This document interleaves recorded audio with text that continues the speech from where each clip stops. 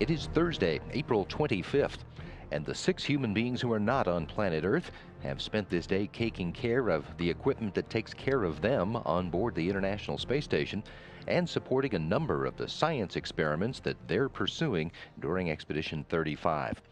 After a morning planning conference today, with the flight control teams all around the world, Commander Chris Hadfield used a vacuum cleaner for some routine cleaning of pressure release valves and the cabin depressurization assembly in the European Space Agency's Columbus module.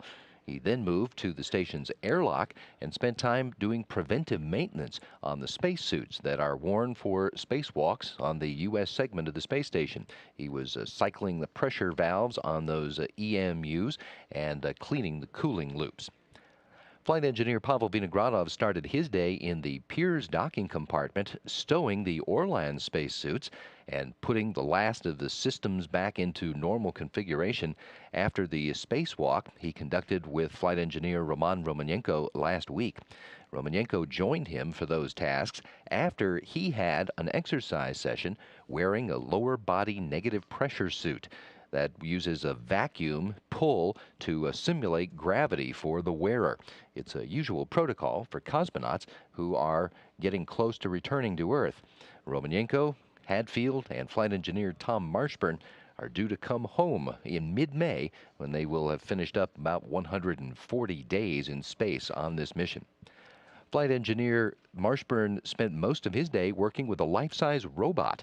Robonaut 2 is a technology demonstration aimed at developing better robotics for use in future exploration, including robots that can do work.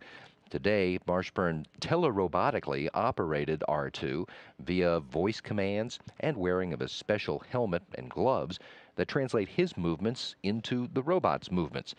This is all done with the intent to develop the robot that could do work outside of the station without risking crew members on a spacewalk, as well as do more repetitive tasks that take place inside the station. Flight engineer Alexander Mazurkin started assisting Roman Romanenko with his lower body negative pressure exercise this morning, and then spent the rest of his morning working with Russian science experiments. After lunch, Mazurkin did maintenance at the Progress vehicle at the Pirs module, emptying its water storage tanks, while Romanenko and Vinogradov did more training with the Toru system, which allows crews to manually fly an approaching Russian spacecraft if the automatic docking system failed. Hadfield spent his afternoon wrapping up the spacesuit maintenance and also conducted an amateur radio contact with students in far northern Canada to answer questions about his mission. Cassidy and Marshburn have a similar thing on their plan for the day, talking with reporters at a Portland, Maine television station and a Sirius XM radio about the work that they've been doing during their time on board. The crew's also been getting ready for the scheduled arrival of a new shipment of supplies in a Progress cargo ship, which launched on Wednesday from the Baikonur Cosmodrome and is due at the Zvezda module's docking port at 7:26 a.m. Houston time on Friday. The mission managers are still looking into options for ways to deploy a navigation antenna that failed to deploy yesterday. Those meetings still underway.